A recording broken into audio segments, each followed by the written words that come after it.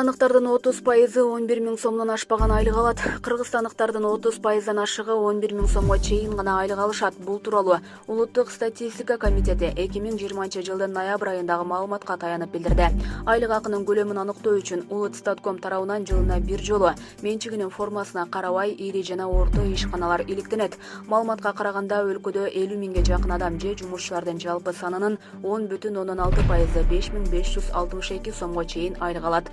Жумушчулардын эң чоң үлүшү тагыраагы 142 миңден ашык адам 5563 сомдон 11124 сомго чейинки көлөмдө эмгек акы алышат. 11125 сомдон 18540 сомго чейинки эмгек акыны 130 миң адам алса, 135 миңге жакын жаран 18541 сомдон 55620 сомго чейин акча табышат.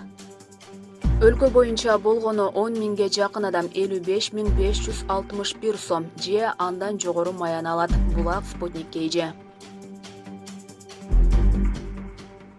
Ысык көлдө аялды уулу менен өлтүрдү деп шектелген киши Бишкектен кармалды.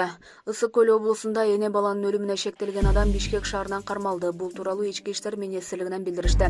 Маалыматка караганда кылмышка шектүү 26 жаштагы адам болгон. Учурда ал көрсөтмө берүү үчүн Ысык көл райондук ички иштер бөлүмүнө жеткирилген.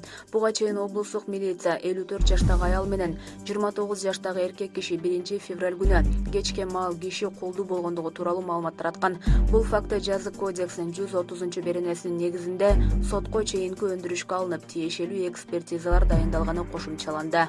Булак Чындык KG.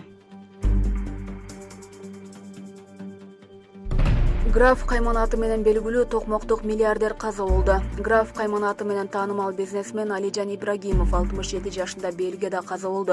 Алдын ала маалыматка караганда Ибрагимов узак убакыт бою комада жаткан жана коронавирустан улам каза тапкан айтылууда. Ал Токмок шаарында жерге берилет. Ибрагимов Өзбекстанда төрөлгөн, бирок Чүй облусунун Токмок шаарында жашап келген.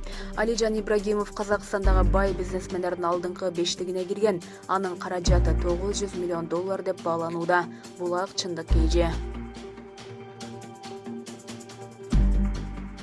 Стамалиева Жээнбеков умрага кетти. Бишкекке 10 күндөн кийин кайтып келет. Экс-президент Сооронбай Жээнбеков Сауд Арабиясына умрага жөнөп кетти. Бул маалыматты 2 февралда Азаттык радиосуна экс-президенттин маалымат катчысы Толгонай Стамалиева тастыктады.